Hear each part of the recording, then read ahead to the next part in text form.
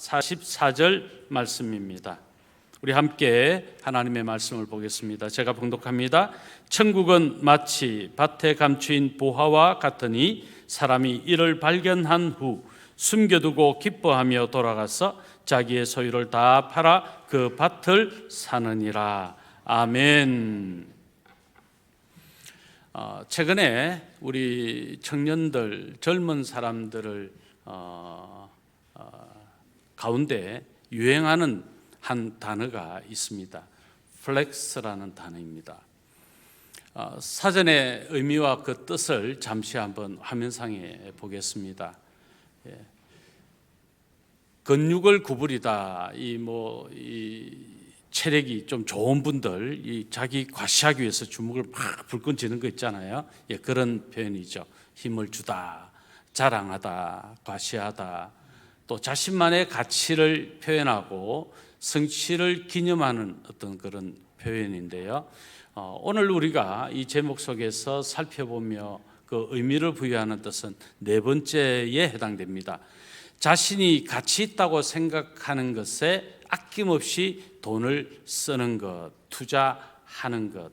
한마디로 최고의 가치라고 여겨지는 그것을, 내 모든 것을 투자해서 소유하고야 마는 그런 모습, 이게 플렉스라고 하는 단어의 의미고 뜻입니다. 지금 수많은 사람들이 무엇에 플렉스하고 있습니까? 주식에, 부동산에, 어떤 분은 명품에 자기의 모든 것을 쏟아붓는 모습이죠. 그런데 오늘 본문에 보면 가장 위대한 플렉스를 이룬 사람이 있습니다. 누구입니까? 밭을 갈다가 보화를 발견하고 그 밭을 산 사람입니다. 왜냐하면 그 밭에서 발견한 보화가 지금까지 내가 소중하게 여겼던 그 어떤 것보다도 가장 가치 있고 가장 소중하게 여겨졌다.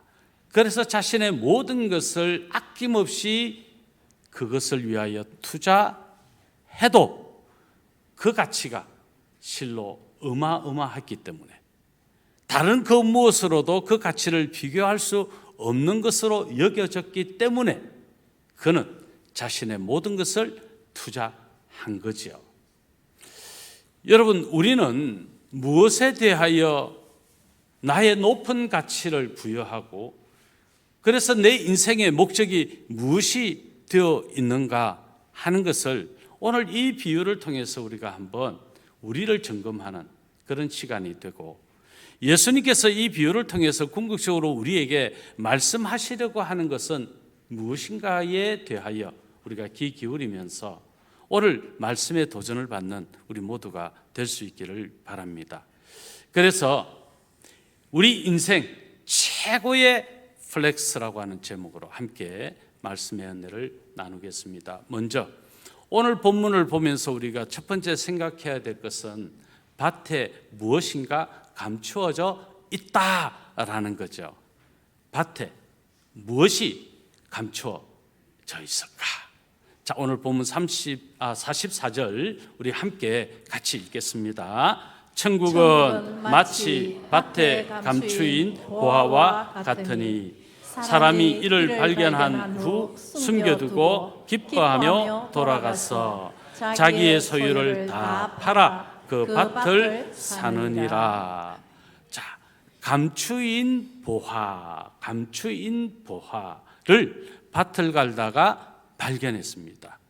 자, 감추었다는 것은 누군가가 이 보화의 주인이 의도적으로 밭에 이 보화를 숨겨두었다라고 하는 의미죠. 여러분, 이 부분을 우리가 좀 이해하기 위해서 당시에 팔레스타인의 지형과 상황을 우리가 살펴볼 필요가 있는데요. 이 팔레스타인은 아시아와 또 아프리카와 유럽 세 대륙이 교차하는 아주 요충지와 같은 곳입니다. 자, 다른 말로 하면 아주 고대에는 이런 위치에 있는 곳일수록 전쟁이 많았다라는 것을 짐작해 볼 수 있습니다. 이런 대륙 간의 이동으로 정복 전쟁이 끊임없이 이루어졌어요. 그래서 나라와 나라 간에 엄청난 싸움, 전쟁이 일어났다는 거죠. 이것은 고대뿐만 아니라 현대도 마찬가지죠. 이 중동권에 가면 이 팔레스타인 지방은 전쟁이 얼마나 많은지 몰라요. 평화협상을 맺었지만 이게 거의 며칠을 단 협상을 맺었다가도 그 다음 날에 이 협상이 깨어지는 경우도 있고, 좀 길면 몇 달, 조금 더 길면 몇 년, 더 이상 지속되지 않는 이 전쟁의 모습을 우리는 현대에도 그것을 알 수 있는 거죠. 자, 그렇게 전쟁이 많다라고 하는 것은 소유가 많은 사람, 보화가 많은 사람이 이 보화를 어떻게 잘 보관해야 하는가, 내 재산을 보존하기 위해서 어떻게 해야 되는가라고 하는 고민 또한 많았을 것이라는 짐작을 해볼 수 있습니다. 그래서 전쟁이 일어나거나 또 포로로 끌려가거나 이런 상황이 되면 이 보화의 주인은 그것을 들고 갈 수가 없습니다. 들고 갔다가는 바로 빼앗기니까요. 그러니까 자기 집 어느 은밀한 곳에 또는 밭 밑에 이것을 깊숙이 파서 숨겨두는 거죠. 자, 여러분, 그런데 그렇게 포로로 끌려갔거나 또는 전쟁이 일어나서 죽음을 당하거나 또 늦게 돌아오는 경우도 있고요. 그런데 돌아오지 못하는 경우가 훨씬 많았다. 그래서 땅 속에 파묻혀 있는 이 보물이 참 많았다. 그래서 보물섬 이야기라든지 동화의 보물지도라든지 이런 이야기거리의 동화의 주 배경이 되는 곳이 바로 이쪽 지역에 있어요. 자, 그런데 이 주인이 못 돌아오면 이 땅 주인은 또 다른 사람으로 바뀌겠죠. 그럼 또 이 주인은 또 다른 사람에게 또 땅을 팔 것이고 해서 소유권이 계속적으로 이동될 겁니다. 또 어떤 경우에는 시간이 많이 지나면 지형이 변화가 될 수 있어요. 어떤 경우에는 이것이 더 깊숙이 보화가 들어갈 수도 있고, 어떤 경우에는 그 보화가 깊숙이 있었는데 점점 표면 가까이 드러날 수도 있는 거죠. 자, 그렇습니다. 이 비유를 말씀하시는 예수님 의도를 생각해 볼 때 아마도 이 보화는 지금 밭의 주인의 소유라고 볼 수는 없습니다. 그렇잖아요. 자기 보화가 아마 소작농점으로 보이는 사람인데 소작농에게 이 밭을 빌려줄 무슨 상상도 못할 일이죠. 거기는 그냥 철책을 지어서 아무도 접근할 수 없음, 접근하면 과비 허름, 아마 무서운 개도 있음, 이렇게 만들지. 실주인은 아니다. 이건 짐작해 볼 수 있죠. 주인도 수차례 바뀌었을 가능성이 많다. 그런데 우연한 날, 우연히 어떻게 사람이 밭을 갈다가 보화를 발견하게 된 겁니다. 자, 여러분, 여기에서 우리가 한 가지 생각해야 될 것, 보화가 감추어져 있었다. 여러분, 우리의 가장 큰 보화, 즉 이 보화에 대하여 이 소작인이 어떻게 반응했는가 하는 대목을 우리가 생각하면 그의 가치 기준이, 즉 자기가 가지고 있었던 것 중에 최고의 가치라고 여겼던 것이 이제 옮겨지는, 가치관이 바뀌게 되는, 또 삶의 무게중심이 바뀌게 되는, 옮겨지게 되는 이런 반응으로 나타났다는 것을 우리는 이 한 절 속에서 발견하게 되죠. 여러분, 우리의 최고의 보물은 무엇입니까? 내 인생 최고의 보물, 과연 그 보물은 무엇인가 떠올려 보는 거죠. 여러분, 여러분에게 있어서 최고로 소중한 보물은 무엇입니까? 저는 예수님입니다. 그렇다면 오늘 이 밭을 무엇으로 보면 좋을까요? 교회입니다. 그리고 이 밭, 교회에서 얻을 수 있는 최고의 보화는 무엇입니까? 예수님이시죠. 복음을 통하여 예수 그리스도를 만나는 거죠. 복음의 주인공이시고 복음 그 자체이신 예수님이 보화인 것입니다.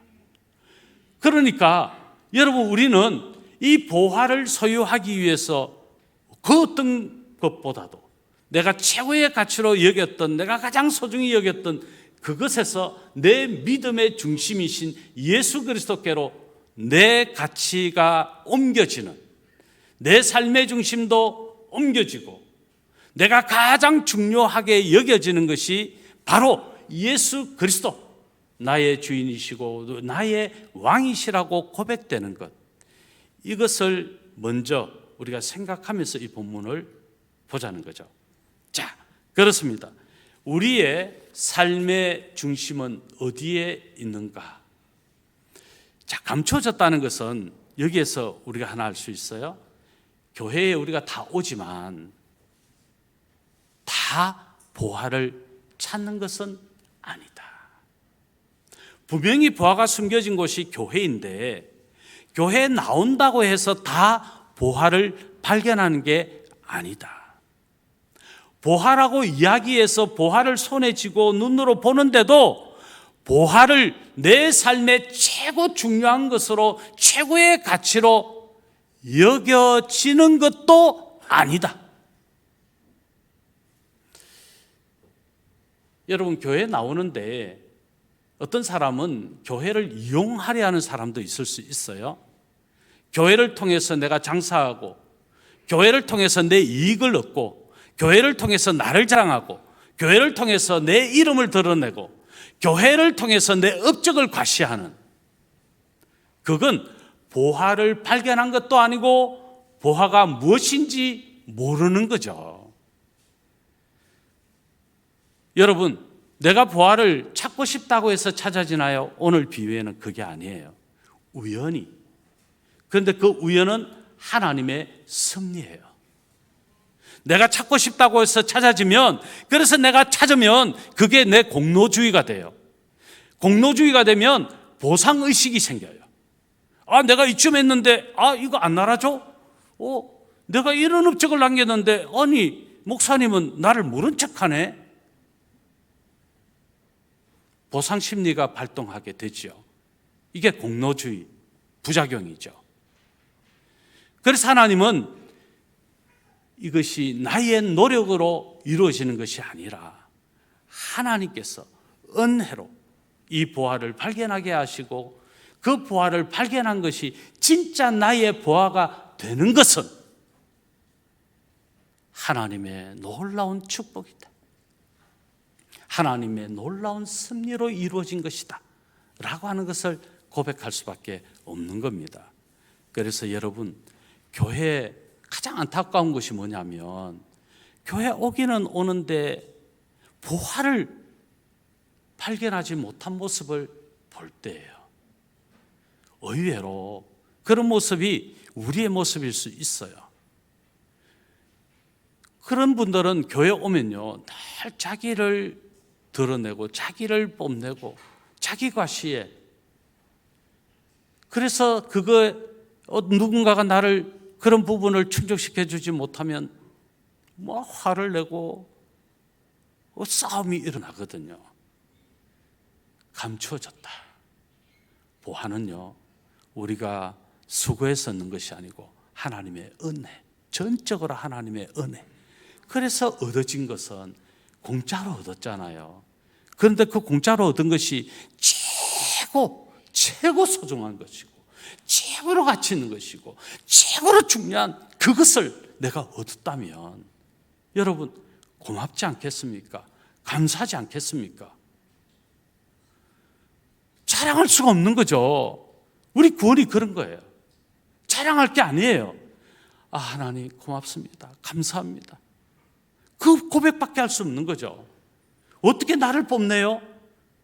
그건 있을 수가 없는 거죠. 내가 뽐낼 이유가 하나도 없는데, 하나님의 전적인 은혜고 하나님의 축복인데, 하나님이 주신 것인데 내가 나를 어떻게 뽐내요? 나를 어떻게 자랑해요? 내가 뭐 잘난 척을 해요? 있을 수 없죠. 있을 수 없죠. 감추어졌다. 보화는 그런 것이다. 복음은 그런 것이고 예수님은 바로 그런 분이시다. 이것을 지금 오늘 본문은 말하는 거죠. 그러니까 이것은 아무나 볼 수 있는 것도 아니다. 하나님의 은혜를 입은 자가 보는 거다. 구원은요, 하나님이 택한 사람이 받는 거예요. 하나님이 택한 하나님의 자녀만이 천국을 소망하는 거예요. 기쁨과 감격이 넘치는 삶이 되는 거죠. 그래서 사도 바울은 하나님께서 그런 눈을 자기에게 열게 해주셨다 말하는 거예요. 에베소서 1장 18절 말씀인데 우리 같이 한번 읽어보겠습니다. 너희 마음의 눈을 밝히사 그의 부르심의 소망이 무엇이며 성도 안에서 그 기업의 영광의 풍성함이 무엇이며. 자, 이 말씀 보세요. 너희 마음의 눈을 밝히사. 이 말은요, 성령 하나님께서 우리의 눈을 밝혀주신다는 것이죠. 조명해 주신다는 것이죠. 그래서 복음의 비밀이 깨달아지고 그 복음이 보화라는 것을 깨달아지고 믿어진다는 거예요. 성령님의 역사라는 거예요. 우리의 눈을 성령님께서 밝혀주심으로 그 복음이 보화로 보이는 거죠. 그런데요, 성령님이 조명해 주지 않으면요, 우리의 육신의 안목으로는 그걸 몰라요. 그리고 보세요. 그의 부르심의 소망. 그의 부르심은 하나님이 우리를 자녀 삼으셨다. 창세전에 우리를 택했다. 그 말이거든요. 그게 믿어지고 누려지니까 이건 감격적인 삶을 살 수밖에 없는 거죠. 그러면서 말합니다. 소망. 궁극적으로 하나님께서 내 구원의 완성을 이룬 이 소망이 내가 믿어지니까 여러분 얼마나 감격적인 인생이 되겠어요. 사도 바울이 지금 그거 고백하는 거예요. 그러면서 무엇이며 성도 안에서 그 기업, 이 기업은 뭐라는 거예요?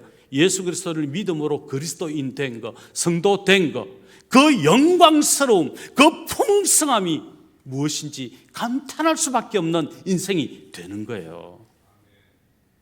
누구의 조명하심입니까? 성령님의 조명하심. 우리의 눈으로 찾아낸 게 아니고 우리의 손으로 발로 수고해서 얻어낸 것이 구원이 아닙니다. 구원은 전적인 하나님의 은혜다. 자랑하지 마세요. 자신을 자랑하는 사람은 내가 가진 소유, 찌꺼리기 같은 그것 가지고 마치 대단한 것처럼 자랑하는 것과 같은 거예요. 내가 믿는 예수 그리스도, 그분만이 나의 자랑이 되는 거죠. 그분이 나의 보화가 될 때 내 자랑은 예수님, 오직 예수님밖에 없습니다. 이 고백이 자연스럽게 될 수밖에 없는 겁니다. 두 번째는 발견한 자는요, 기뻐하며 결단한다는 거예요. 여러분, 보화를 발견했어요. 그러면 기쁘겠어요? 안 기쁘겠어요? 기쁘죠. 기쁘죠. 너무 기쁘죠. 그러니까 그 사람이 그 기쁨을 가지고 이 보화에 대한 깊은 생각을 하겠죠. 그럼 그 생각이 뭡니까? 결과가 뭡니까? 왜? 결단하는 겁니다. 아, 내가 이렇게 해야 되겠구나 라고 하는 결단이 서는 거죠. 자, 오늘 44절 한 번 더 계속 우리가 한번 읽어야 외워지겠죠. 예. 자, 같이 읽겠습니다. 천국은 마치 밭에 감추인 보화와 같으니 사람이 이를 발견한 후 숨겨두고 기뻐하며 돌아가서 자기의 소유를 다 팔아 그 밭을 사느니라. 예, 여기 기뻐하며라고 하는 이 말은 예수님께서 이 비유를 통해서 무엇인가 이 사람이 결단하게 된 동기가 있다. 그 동기가 바로 기쁨이다라고 지금 알려주시는 거예요. 여러분, 내가 너무너무 좋아하는 것, 내가 너무너무 기대했던 것, 내가 너무너무 사랑하는 것, 그것이 이루어지게 되면 기쁘겠죠. 자, 그러면 그 기쁨을 가지게 되면 이제 그 다음 반응이 뭡니까? 이것을 지켜야 되겠구나. 이것을 끝까지 내가 내 것으로 소유해야 되겠구나. 이 기쁨의 이유를 내가 잃으면 안 되겠구나. 그러면 어떻게 하지? 라는 결단을 하게 된다는 겁니다. 자, 여러분, 우리가 이런 결단의 과정, 이 기쁨이 우리 안에 있는가를 먼저 생각해야 이 결단을 할 수 있는가 여부도 알 수 있죠. 자, 질문합니다. 다 답하셔야 됩니다. 마음속으로. 여러분, 진짜 예수님 믿으십니까? 복음이신 예수님이 여러분의 진짜 전부이십니까? 거짓말하지 마십시오. 돈 10억과 바꾸라고 하면 갈등 생길 이유 되지 않을까요? 10억은 좀 짜다, 그렇죠? 한 100억 정도 할까요? 요새 줘 그러는데, 뭐 방산 이야기 나올 때도 줘, 정부에 이런 사업하는데도 줘 하니까, 한 조 정도 합시다. 조 정도 해야 비교할 만한 그게 되지. 자, 여러분 믿음을 배신하면 100조 드리겠습니다.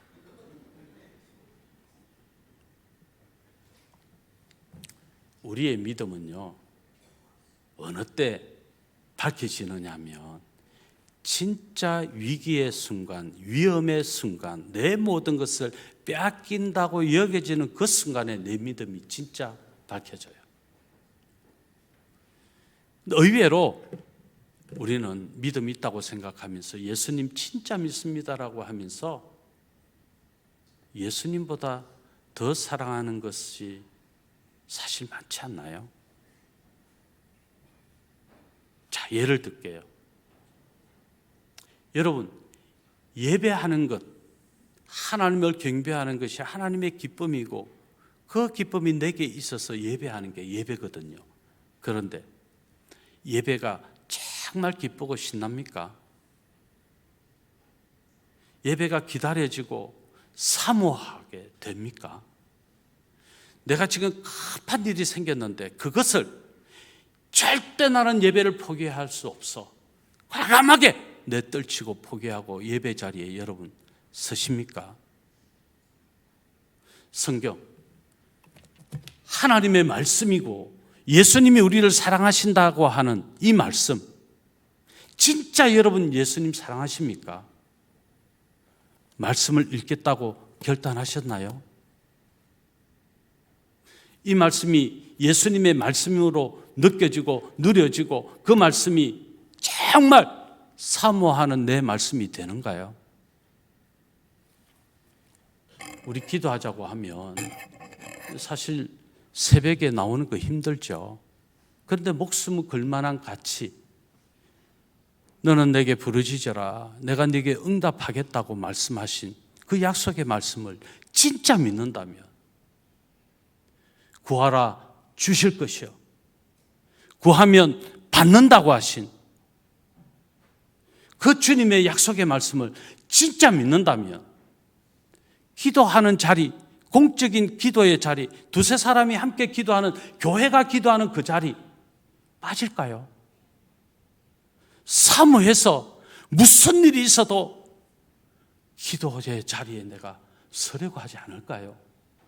일주일 다가 아니면 내가 3일이라도, 한 달에 3일, 자꾸 내가 이야기해서 정말 죄송합니다. 그만큼 진짜 내가 예수님 믿는다면 우리 직분, 기도 자리에 제대로 있지 않고 예배 자리에 제대로 있지 않으면 내려놓아야 되는 거 아닌가요? 직분이 여러분의 우상은 되고 있지 않습니까? 하나님을 기쁘시게 하는 것이 우선순위에서 밀린다면 그게 진짜 기쁜 건가요? 아니지 않을까요? 구제하는 것, 내 호주머니에 끄집어내는 것이 그렇게 아깝다면, 우리가 헌금 생활하는 것도 그렇게 아깝다면 그래서 우선순위신 예수님의 기쁨을 누리는 것보다 그게 더 우선이 된다면 여러분, 그게 진짜 예수님 믿는 것일까요? 그 안에 진짜 기쁨이 있는 것일까요? 기쁨이 없으면 결단도 할 수 없어요. 결단은요, 하겠다는 전제에서 하는 거예요. 그러면 결단한 것은 반드시 하게 돼요. 그런데 이 구원에 진짜 기쁨이 없으면 못해요. 아까워서 못해요. 내 시간이 아깝고, 내 물질이 아깝고, 내 하나님이 주신 은사, 달란트가 아깝고, 목적이 바뀌어버리는 거죠. 의외로 우리의 삶은 그럴 때가 많다. 제가 존경하는 박윤선 박사님, 제가 대학교 1학년 때 교사를 했는데, 모범교사, 1년에 최고 모범교사 아이들이 투표를 해가지고 제가 걸렸어요. 그래서 받은 선물이 있어요. 금 2돈을 준대요. 반지를 만들어 준대요. 저는 거절하고, 제가 뭐 받았다고요? 박윤선 박사님 주석을 한 질 달라고 해서 받았어요. 그때부터 박윤선 박사님을 제가 존경했죠. 자, 박윤선 박사님이 이 대목에 대해서 이 기쁨을 이렇게 말합니다. 천국을 소유한 자의 자발적 즐거움이다. 자발적 즐거움이다. 천국을 소유하니까, 예수님을 진짜 믿으니까 내 안에 자발적으로 이 기쁨, 이 즐거움이 솟구치게 되더라는 거죠. 주체할 수 없는 기쁨이거든요. 그러니까 다른 그 무엇과도 비교할 수도 없고 바꿀 수도 없는 기쁨이 주어지는 거죠. 박윤선 박사님이 이 기쁨을 이렇게 말했습니다. 우리 한번 자막을 띄워주실래요? 자, 같이 한번 읽어봅니다. 천국을 소유하려는 자는 세상의 것을 포기하되 그것을 손해로 여기지 않고 오히려 무한한 기쁨으로 여긴다. 내가 교회를 위해서 헌신하는 것, 구제하는 것, 전도하는데 내 시간을 빼앗기고 이렇게 저렇게 헌신하는데, 여러분, 그게 아깝다고 여겨지면 기쁨이 없다. 지금 박윤선 박사님이 그렇게 지금 해석하는 거예요. 기쁨이 없다는 것은 다른 말로 하면 예수님이 없다. 복음이 그 안에 없다. 보화가 눈에 보였음에도 불구하고 그게 보화로 여겨지지 않는 것이다. 아니, 보화를 보면서도 보화인 줄 모르는 것이다. 지금 그거죠. 우리는 그렇지 않을까요? 내 삶의 최고의 가치가 예수님이십니까? 그분이라면 내가 모든 것을 내어 플렉스해도 이 플렉스의 삶이 진짜 이루어질 수 있는가? 우리가 예수님을 믿는 이유가 뭡니까? 어떤 경우에는 좀 더 잘 살기 위해서, 예수님의 힘을 빌려서 이 일을 좀 이루기 위해서. 이건요, 우상숭배고요, 미신적인 사고고요, 샤머니즘적인 신앙이에요. 내 목적을 달성하기 위해서 수단으로 예수님을 믿는 것, 이게 의외로 이렇게 딱 이야기하면 아닙니다, 노라고 이야기하지만, 의외로 그렇게 표현하지 않지만 그렇게 사는 우리의 모습이 많다는 거예요.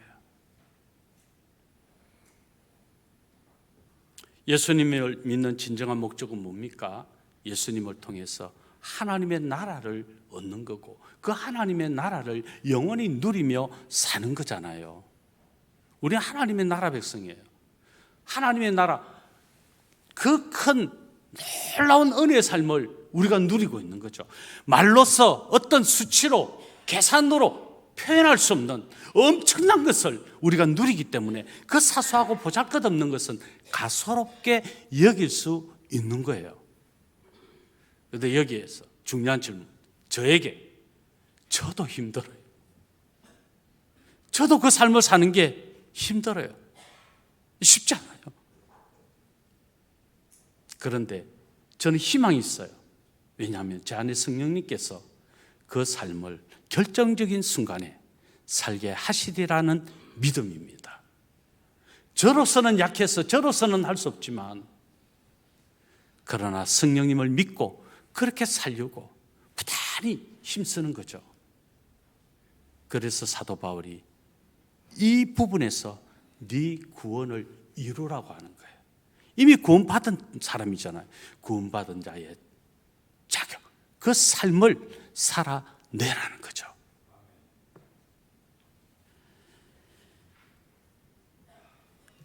예수님께서 이 땅에서 가장 사모해야 할 것은 무엇이냐? 한마디로 그건 천국이다. 하나님의 나라다. 그러므로 하나님의 나라를 살아내라. 이 말씀을 주시는 거죠. 시편 다윗이 이렇게 노래했어요. 16편 11절인데 우리 같이 한번 읽습니다. 주께서 생명의 길을 내게 보이시니 주의 앞에는 충만한 기쁨이 있고 주의 오른쪽에는 영원한 즐거움이 있다. 자, 다윗의 이 노래를 한번 잘 생각해 보세요. 주의 앞에는 충만한 기쁨이 있고 주의 오른쪽에는 영원한 즐거움이 있다. 예수 그리스도를 믿는 것은 기쁨과 즐거운 이 감격적인 인생일 수밖에 없다. 그런데 그 앞에 보세요. 주께 생명의 길을 내게 뭐 하신다? 보이시리. 예수님이 보여주시면 볼 수 있어요. 예수님이 보여주시지 않으면 볼 수 없어요. 성령님이 조명하시면 볼 수 있어요. 성령님이 조명하지 않으면 볼 수 없어요. 그런데 이것을 본 사람은 기쁨이 있다는 거예요. 즐거움이 있다는 거예요. 삶이 달라진다는 거예요. 하늘을 산다는 거예요. 그런데 보지도 않고 보았으나 믿지 않는 사람은 기쁨이 있을 수가 없는 거죠.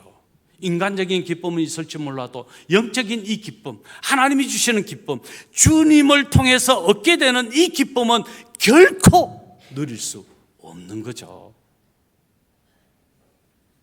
여러분, 오늘 우리에게는 주님으로 말미암아 복음이신 예수 그리스도로 말미암아 이 기쁨이 있고 이 기쁨으로 무엇이든지 할 수 있다고 하는 이 결단이 우리 모두의 결단이 될 수 있기를 예수님의 이름으로 축원합니다.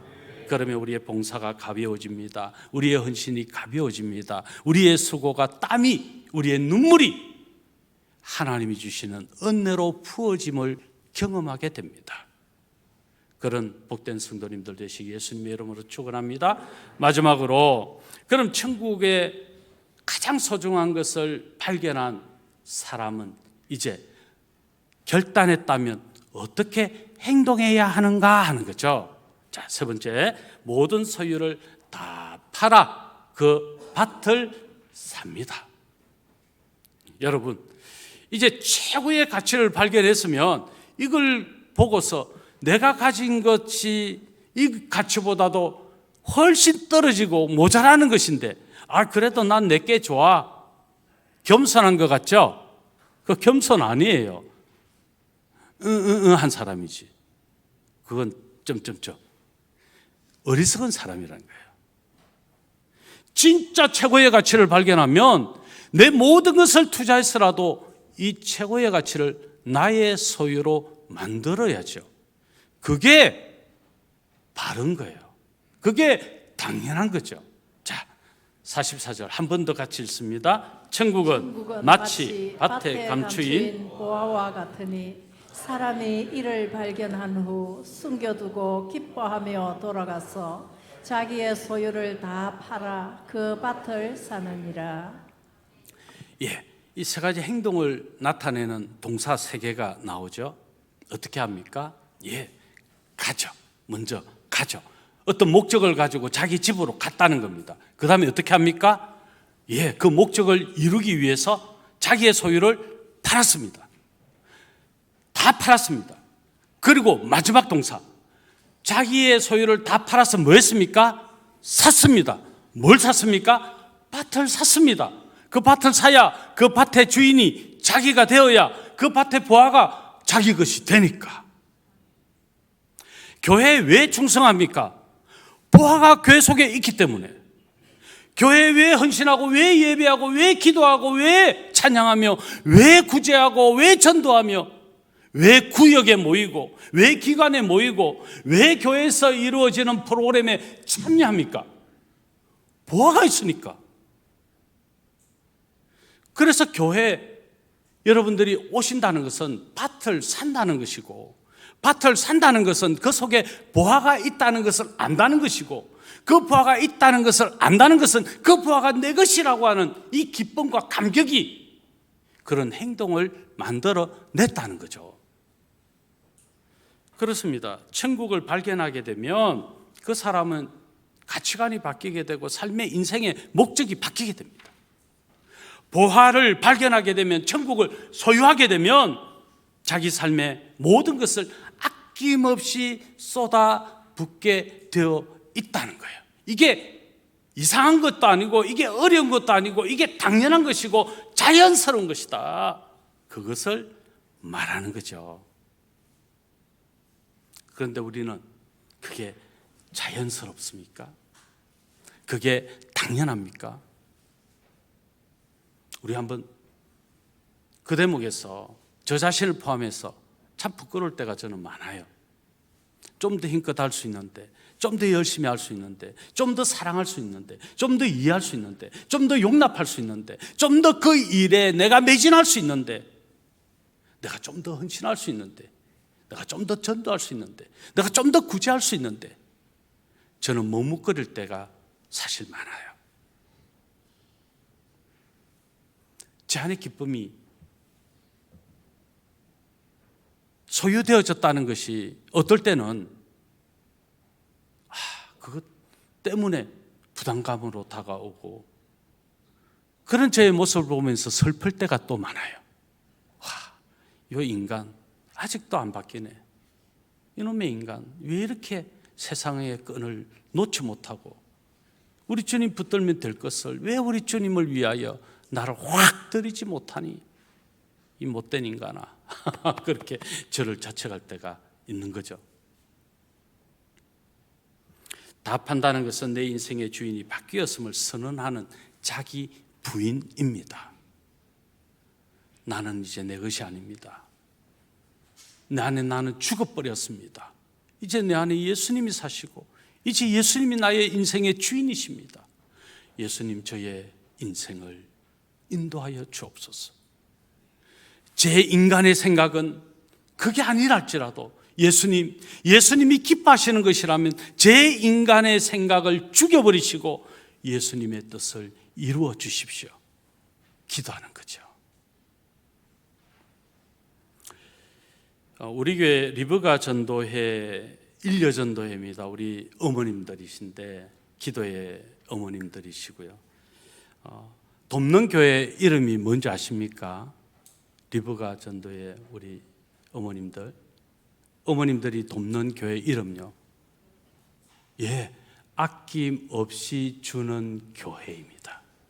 우리 노회의 우리 시찰에 지금 시찰 서기 최동훈 목사님이 담임이시거든요. 이분에게 은사가 참 많아요. 그런데 이분이 하나님이 주신 비전을 품고 교회 이름을 아낌없이 주는 교회래요. 그런데 그 교회는 건물도 없어요. 어떤 큰 건물을 주일 되면 몇 시부터 몇 시까지만 돈을 지불하고 사용하는 그런 교회 담임 목사님이세요. 그런데 그분은 아낌없이 주고 싶은 거예요. 주님이 내게 주신 그 기쁨, 복음의 기쁨을 아낌없이 주고 싶대요. 그리고 그분은 또 주님이 내게 주신 그 사랑 아낌없이 주고 싶대요. 그리고 마지막, 자신에게 주신 하나님의 은사가 너무 많아요. 이분은 시인이기도 하고요, 가수이기도 하고요, 너무너무 똑똑하고 너무너무 하여튼 가진 재능이 많아요. 그래서 자기는 개척해서 하나님이 주신 은사이므로 이것을 이웃들에게 다 나누어 주고 싶대요. 그래서 교회 프로그램이 이웃들을 초청해서 시를 가르치고 음악을 가르치고 이런저런 프로그램을 막 통해서 좋은 영향력을 지금 나타내고 있어요. 그 교회를 우리 어머님들이 돕고 있는 거예요.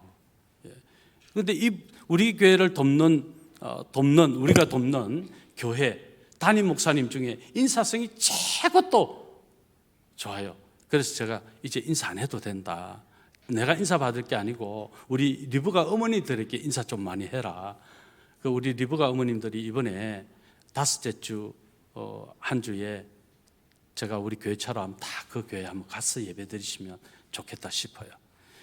여러분, 아낌없이 주는 이번에 목회 철학인 거죠. 그게 비전이고 하나님이 주신 것이 너무 많으니까 나도 하나님, 제가 가진 모든 것을 다 주고 싶어요. 이게 그분의 목회 철학. 저는 너무너무 좋아요. 후배 목사님이지만 사랑스럽고 존경스러워요. 여러분, 우리에게 오신 예수 그리스도, 우리의 기쁨의 이유 아닙니까? 우리의 생명이신 예수 그리스도, 그분을 믿고 그분을 기쁘시게 하는 것이라면 내가 움켜쥐고 놓지 않고 싶은 그것을 내어 놓을 수 있는, 그 움켜진 것을 내어 놓을 수 있는, 내가 사랑하는 것을 포기할 수 있는 주님을 위해서라면 주님의 기쁨을 방해하는 그 무엇이라도 내가 다 포기할 수 있는 이 결단을 행동으로 옮기는 것이 믿음이다. 그게 우리 주님이 이 비유를 우리에게 주신 이유다. 오늘 빌립보서 3장 7절로 8절에 보면 등장하는 사도 바울, 그는요 이스라엘에서 정말 최고의 엘리트 1% 안에 들어가는 사람입니다. 그는요 그의 자랑거리가 얼마나 많은지 몰라요. 대표적인 7개의 자랑거리 모두를 다 포기하고, 그런데 어떻게 그는 표현했냐면 그것을 배설물로 여겼다. 그의 집안도, 그의 학벌도, 그의 소유도, 심지어는 그의 건강마저도 다 주님을 위해서 나는 배설물로 여깁니다 고백하는 거죠. 자, 우리 한번 읽어볼까요? 빌립보서 3장 7절로 8절 같이 읽겠습니다. 그러나 무엇이든지 내게 유익하던 것을 내가 그리스도를 위하여 다 해로 여길들어 또한 모든 것을 해로 여김은 내 주 그리스도 예수를 아는 지식이 가장 고상하기 때문이라. 내가 그를 위하여 모든 것을 잃어버리고 배설물로 여김은 그리스도를 얻고, 그 모든 것을 잃어버려도 예수 그리스도를 얻는 것이 저의 진정한 기쁨입니다. 저의 최고의 가치입니다. 제 인생 최고의 목적입니다. 그 고백이잖아요. 여러분, 사랑하는 게 뭡니까? 예수님 믿는 것보다 더 사랑하는 것, 예수님보다도 더 움켜쥐려고 하는 것, 그게 뭡니까? 그거 내려놓으시래요. 그러면요 하나님은 더 크고 상상할 수 없는 것으로 채우시는 분이시에요. 하나님 뺏어가시는 분은 아닙니다. 하나님 우리를 못되게 하시는 분 아니에요.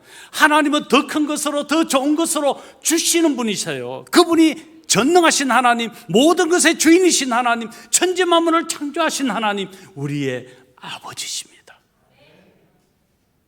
그분이 우리에게 이 넘치는 기쁨으로 화답하실 겁니다. 그러므로 우리의 기쁨, 이제 행동으로 옮겨야죠. 내가 예수님만 사랑하리라, 예수님만 붙들리라. 그래서 내가 사랑했던, 내가 좋아했던, 내가 가치를 부여했던, 내가 소중하게 여겼던 모든 것들을 내가 포기할지라도 예수님만은 내가 놓지 않으리. 예수님만 바라보리. 예수님만 나의 주인이십니다, 왕이십니다를 그렇게 행동으로 실천하여 고백할 수 있는 오늘 저와 여러분 다 되시기를 예수님의 이름으로 축원합니다. 말씀 맺겠습니다. 보화는 밭에 이미 있었습니다. 그것을 자기 것으로 삼은 사람은 결단하고 행동한 사람입니다. 오늘 저와 여러분이 그렇게 결단하고 행동할 수 있기를, 그래서 내 시간을 정말 하나님을 위해서 쓰고 있는가? 내 물질을 하나님을 위해서 쓰고 있는가? 내 가진 달란트를 하나님을 위해서 쓰고 있는가? 형제를 하나님을 생각하면서 그 사랑을 가지고 진짜 사랑하고 있는가? 우리의 이 기쁨을 반드시 행동으로 옮겨내는 그런 축복된 우리 모든 성도님들의 삶이 되는 설명절 되시고 우리의 나날이 되기를 우리 주 예수 그리스도의 이름으로 축원합니다. 사랑의